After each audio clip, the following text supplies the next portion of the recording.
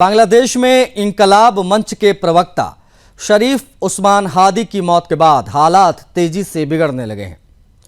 हादी की मौत के बाद देश के कई हिस्सों में हिंसा भड़की हुई है। राजधानी ढाका समेत विभिन्न शहरों में बड़े पैमाने पर विरोध प्रदर्शन हो रहे हैं। वहीं कई जगहों से आगजनी और पथराव की खबरें भी सामने आ रही हैं। शरीफ उस्मान हादी की मौत सिंगापुर के एक अस्पताल में इलाज के दौरान हुई थी। इसके बाद बांग्लादेश की अंतरिम सरकार के मुखिया मोहम्मद यूनुस ने हालात की गंभीरता को देखते हुए एक उच्च स्तरीय बैठक बुलाई है। सरकार हालात पर नजर बनाए हुए है, लेकिन इसके बावजूद हिंसा थमने का नाम नहीं ले रही है।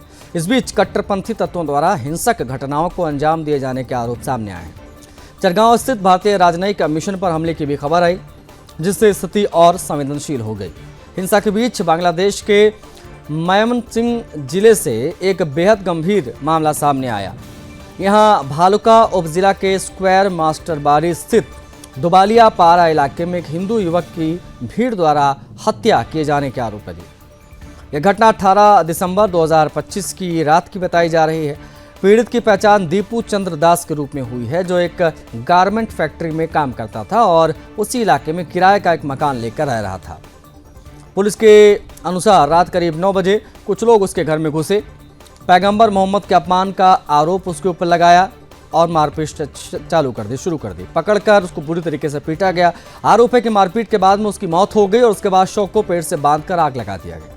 भालका पुलिस स्टेशन के ड्यूटी ऑफिसर रिपिन मिया ने BBC बांग्ला से बातचीत में कहा कि गुस्साई भीड़ ने युवक को पकड़ा और मारपीट की, जिसके बाद शव को आग के हवाले कर दिया। सूचना मिलने पर पुलिस मौके पर पहुंची। हालात काबू में किए गए। शव को बरामद कर मेडिकल कॉलेज अस्पताल की मोर्चरी में पोस्टमार्टम के लिए भेजा गया। पुलिस का कहना है कि फिलहाल कोई औपचारिक केस दर्ज नहीं हुआ है, क्योंकि पीड़ित के परिजनों की तलाश की जा रही है। परिजनों के सामने आने के बाद कानून के तहत कार्रवाई की जाएगी।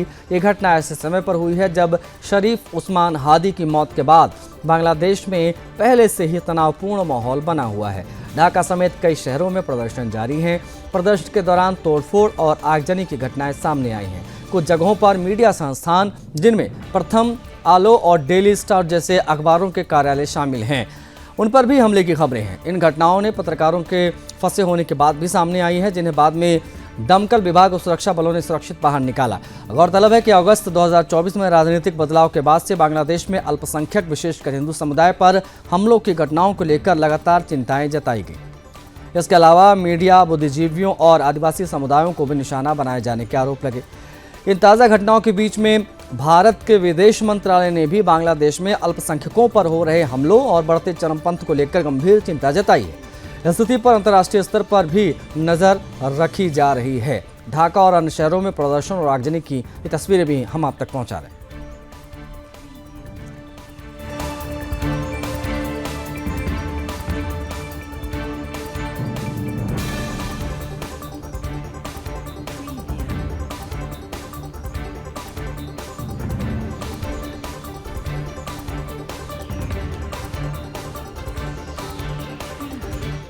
बढ़ेंगे आगे। बांग्लादेश के बाद पाकिस्तान की भी बात जरूरी।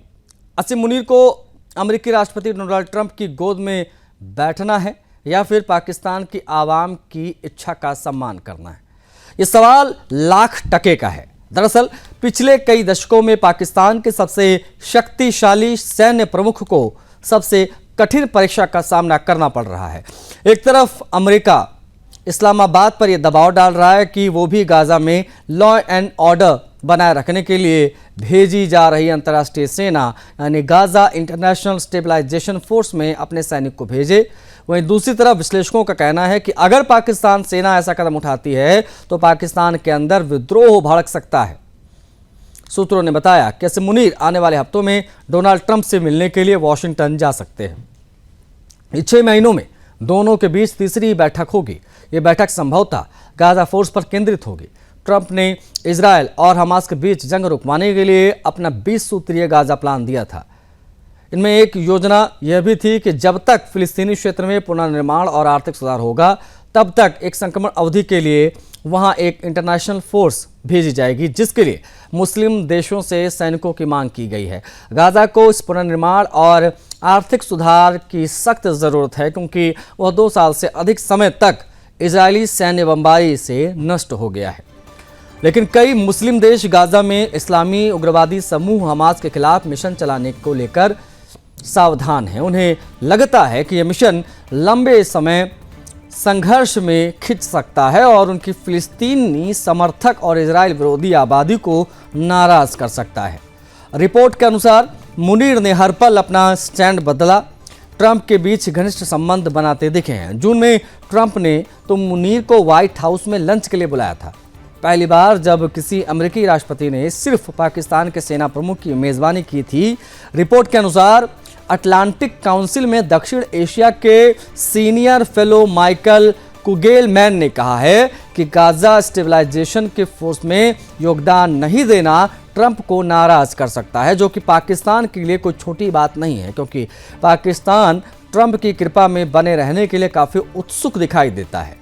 वो अमेरिकी निवेश और सुरक्षा सहायता को सुरक्षित करना चाहता है। लेकिन दूसरी तरफ मुनीर की घरेलू स्तर पर बड़ी चिंता यह है कि अगर वो अमेरिका समर्थित योजना के तहत गाजा में पाकिस्तानी सैनिकों को भेजते हैं तो पाकिस्तान के अंदर इस्लामी पार्टियों का विरोध फिर से भड़क जाएगा, जो अमेरिका और इजराइल की घोर विरोधी हैं। असीम मुनीर की सबसे बड़ी अग्नि परीक्षा से संबंधित यह महत्वपूर्ण जानकारी, पाक सैनिक भेजे तो देश में विद्रोह का खतरा और ना भेजे तो ट्रंप से दुश्मनी मोल लेने जैसी बात। अमेरिकी राष्ट्रपति डोनाल्ड ट्रंप के प्रशासन ने चीन को सीधी चुनौती देते हुए ताइवान को लेकर एक बड़ा और रणनीतिक फैसला किया है। अमेरिका ने ताइवान को $10 अरब से अधिक के हथियारों की बिक्री के एक विशाल पैकेज की घोषणा कर दी है। इस फैसले को एशिया प्रशांत क्षेत्र में शक्ति संतुलन बदलने वाला कदम माना जा रहा है। हथियारों के इस पैकेज में मीडियम रेंज मिसाइलें हैं, आधुनिक हावित्जर सिस्टम है और उन्नत ड्रोन शामिल है, जिसमें ताइवान की सैन्य क्षमताओं में बड़ा इजाफा माना जा रहा है कि अमेरिका के इस फैसले से चीन की नाराजगी और आक्रोश और बढ़ते हैं। अमेरिकी विदेश विभाग ने बुधवार देर रात हथियार सौदे की आधिकारिक घोषणा की। ये घोषणा डोनाल्ड ट्रंप के राष्ट्रीय टेलीविजन पर दिए गए भाषण के दौरान की गई है। विदेश विभाग ने अपने बयान में कहा है कि हथियार बिक्री अमेरिका के राष्ट्रीय आर्थिक और सुरक्षित हितों के अनुरूप है। विभाग के मुताबिक इस सौदे से ताइवान की रक्षा क्षमता को मजबूत किया जाएगा और क्षेत्र में राजनीतिक स्थिरता, सैन्य संतुलन और आर्थिक प्रगति बनाए रखने में मदद मिलेगी। विदेश विभाग ने स्पष्ट किया है कि अमेरिका संघीय कानून के तहत ताइवान को उसकी आत्मरक्षा में सहायता देने के लिए बाध्य है। अमेरिका लंबे समय से ये कहता रहा है कि वो वन चाइना पॉलिसी का समर्थन करता है, लेकिन साथ ही ताइवान को अपनी सुरक्षा के लिए आवश्यक साधन उपलब्ध कराना भी उसकी जिम्मेदारी है। ये वजह है कि अमेरिका और चीन के बीच ताइवान को लेकर तनाव लगातार गहराता जा रहा है। चीन ताइवान को अपना अभिन्न हिस्सा मानता है और कई बार ये कह चुका है कि जरूरत पड़ने पर वो बल प्रयोग कर ताइवान को अपने नियंत्रण में ले सकता है। इस तनाव के बीच चीन लगातार ताइवान के आसपास बड़े पैमाने पर सैन्य अभ्यास करता रहा है। चीनी लड़ाकू विमान और युद्धपोत अक्सर ताइवान की सीमा के पास नजर आते हैं। ऐसे में अमेरिका द्वारा हथियारों की इतनी बड़ी खेप की घोषणा को चीन के लिए सीधी चुनौती के रूप में देखा जा रहा है। जानकारों का मानना है कि इस फैसले के बाद बीजिंग की ओर से कड़ी प्रतिक्रिया आ सकती है। इसमें कूटनीतिक विरोध से लेकर सैन्य दबाव तक शामिल हो सकता है। हथियारों की बिक्री के समझौते में 82 high mobility artillery rocket system यानी HIMARS और 420 आर्मी टेक्निकल मिसाइल सिस्टम यानी ATACMS शामिल हैं। ये वही अत्याधुनिक हथियार हैं जिन्हें बाइडेन प्रशासन के दौरान अमेरिका ने यूक्रेन को रूस के खिलाफ युद्ध में मदद के लिए दिया था। लेकिन इन मिसाइल सिस्टम की कुल कीमत $4 अरब से अधिक बताई गई है। इन हथियारों की खासियत यह है कि ये लंबी दूरी तक सटीक हमला करने में सक्षम है और दुश्मन की सैन्य ठिकानों को भारी नुकसान पहुंचा सकते हैं। इसके अलावा इस पैकेज में 60 सेल्फ प्रोपेल्ड हावित्जर सिस्टम और उनसे जुड़े इंस्ट्रूमेंट शामिल हैं।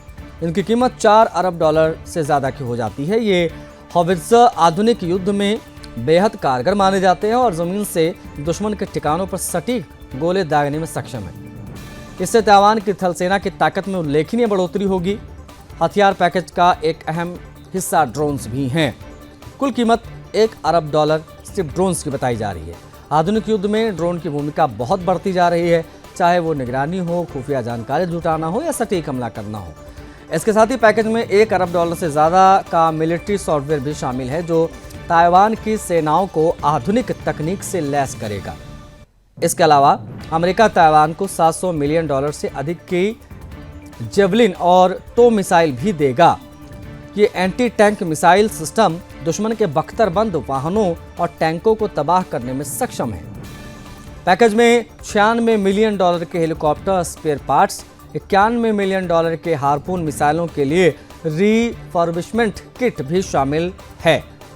ताइवान को नौसैनिक और वायु क्षमताओं को मजबूती इससे मिलेगी। कुल मिलाकर अमेरिका का यह कदम ताइवान को सैन्य रूप से और अधिक मजबूत बनाने की दिशा में बड़ा कदम है। वहीं दूसरी ओर यह फैसला अमेरिका चीन रिश्तों में और अधिक तल्खी ला सकता है। आने वाले दिनों में यह देखना बहुत महत्वपूर्ण होगा, अहम होगा कि चीन इस हथियार सौदे पर किस तरह की प्रतिक्रिया देता है और एशिया प्रशांत क्षेत्र में इसका क्या असर पड़ता है। ताइवान को हथियार, ट्रंप का चीन पर वार, $10 अरब की ये डील है जिसे बीजिंग भड़क सकता है, ये बात भी तय है। अमेरिका चीन टकराव भी तेज इसमें दिखाई दे सकती है। बेहद महत्वपूर्ण खबर है, एशिया में भी तनाव बढ़ा हुआ है इस चीज को लेकर।